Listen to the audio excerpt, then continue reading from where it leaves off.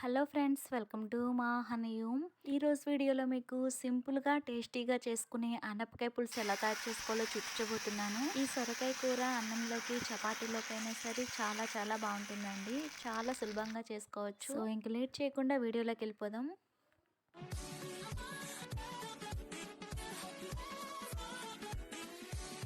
First pressure cooker తీసుకొని అందులో ఒక పెద్ద కప్పు చిన్న ముక్కల కింద కట్ చేసుకున్న సొరకాయని వేసుకోవాలి. సొరకాయకి ఉండే పైన పీలంతా తీసేసుకొని చిన్న ముక్కల కింద కట్ చేసుకొని వేసుకోండి. లేత సొరకాయ అయితే రుచి ఇంకా బాగుంటుంది. నెక్స్ట్ ఇందులోకి 4 పచ్చిమిరపకాయలు ఇలా పొడవుగా కట్ చేసుకొని వేసుకోండి. అలానే ఒకటి ఉల్లిపాయ ఇలా పెద్ద ముక్కల కింద కట్ చేసుకొని వేసుకోండి. ఇందులోనే ఒకటి పెద్ద టమాటా ఇలా పొడవుగా పెద్ద ముక్కల కింద కట్ చేసుకొని వేసుకోండి.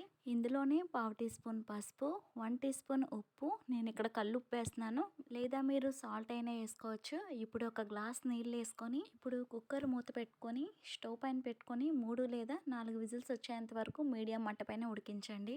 ప్రెషర్ పోయిన తర్వాత మూత తీసుకొని ఇప్పుడు గరిటె తీసుకొని లైట్గా మెదుపుకోవాలి. మరీ మెత్తగా రుబ్బుకోవద్దు, లైట్గా మ్యాష్ చేసుకుంటే సరిపోతుంది. ఇలా మెదుపుకున్న తర్వాత పక్కన పెట్టుకోండి. ఇప్పుడు స్టవ్ పైన కడాయి పెట్టుకొని అందులో 2 టేబుల్ స్పూన్ల దాకా ఆయిల్ని వేసుకోండి. ఆయిల్ హీట్ అయిన తర్వాత తాలింపు గింజలు వేసుకోండి. పచ్చిశనగపప్పు, ఆవాలు, జీలకర్ర, చితగొట్టుకున్న వెల్లుల్లిపాయలు వేసుకొని ఫ్రై చేసుకోవాలి మీడియం మంట పైన. తాలింపు ఫ్రై అయిపోయిన తర్వాత నెక్స్ట్ ఇందులో మనం ఉడికించుకున్న ఆనపకాయ ముక్కలను అన్నిటినీ వేసుకొని అంతా బాగా కలపండి.